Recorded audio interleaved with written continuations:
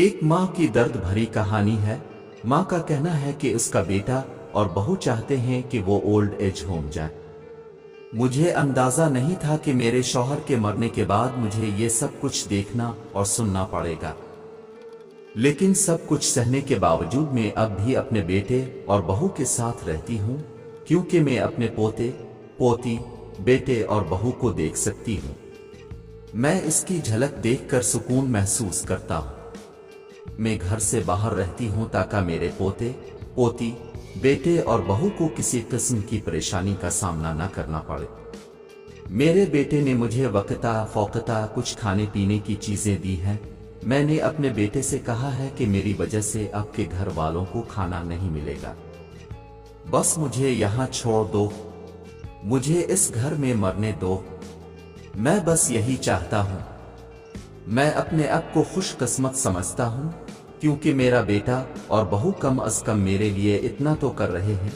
मेरा बेटा सुबह 10 बजे काम पर जाता है और बच्चे भी इसी वक्त स्कूल जाते हैं। फिर 10 बजे शाम को मेरा बेटा घर वापस आता है। बच्चे 2 बजे स्कूल से आते हैं।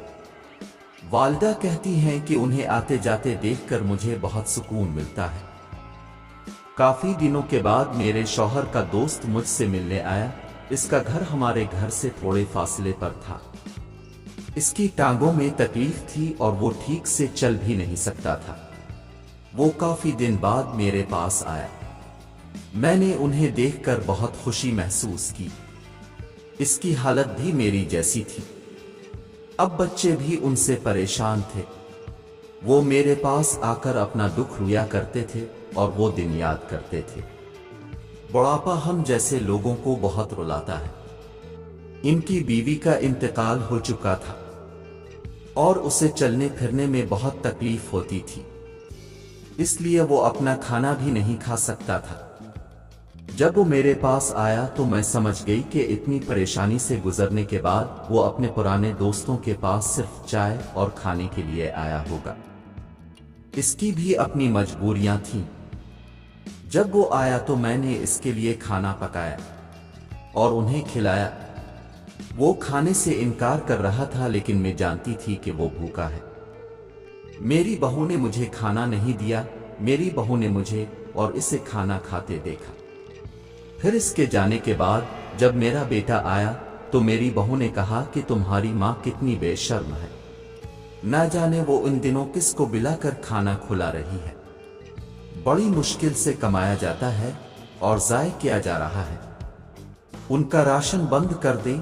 अगर वो कुछ दिन भूखे रहेंगी तो उनकी अक्ल ठिकाने हो जाएगी। माँ ने बेटे को कहा कि मैं इसे अपना हिस्सा खिलाती हूँ, वो तुम्हारे बाप का पुराना दोस्त है। फिर भी बहू उल्टा बोलती रही। घर से बाहर रहकर आजादी मिली है, पता नहीं क्या करते हैं। बेटे ने यह भी कहा कि उसे कुछ दिन भूखा रहने दो। मेरा बेटा मुझे घर के पीछे ले गया और सीढ़ी के पास बिठाया। उसने कहा कि अब यहां बैठो। अब तो मेरे आंसू भी खुश्क हो चुके थे। अगले दिन खाना नहीं मिला। मेरी छोटी सी झोंपड़ी को मेरी बहू ने तबाह कर दिया था।